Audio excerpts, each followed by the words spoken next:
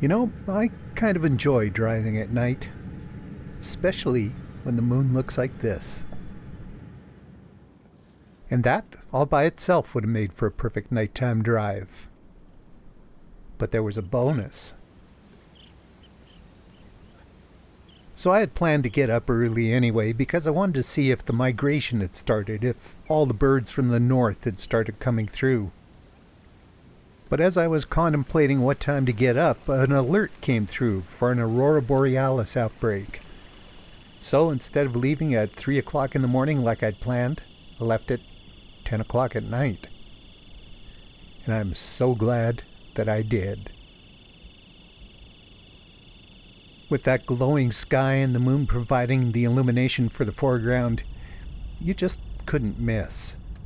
It was bright enough even to shoot video. That's not something that happens very often. And over at Dallam, everything came together. Looking up at the church around 2:30 in the morning, there was just me and a dog to enjoy the show. And the show just kept on going. Look at the color of those lights above the Red Deer River. Even in a video clip, you can see the purple and the green. And over at lovely little Dorothy, man, that sky was just waving back and forth. Funny thing though, it was nearly silent. Luckily there were a few crickets still singing, but otherwise you could practically hear those lights shimmering. And they kept right on shimmering.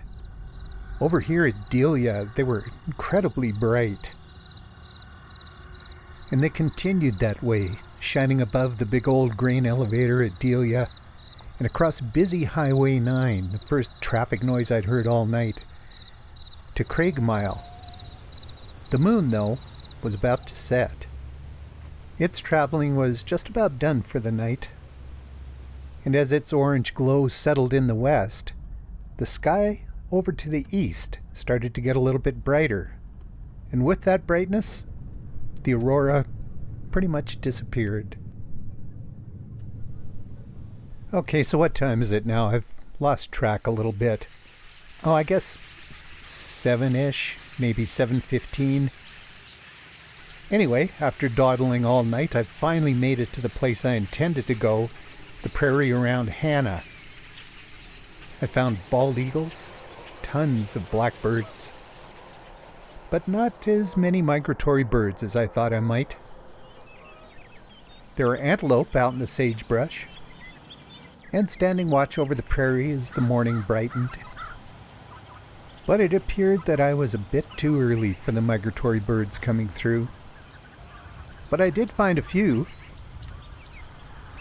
There were a whole bunch of ducks, some white-fronted and Canada geese, a couple of pelicans even. They were mostly local birds, though, the young ducks and geese grown up and ready to fly south.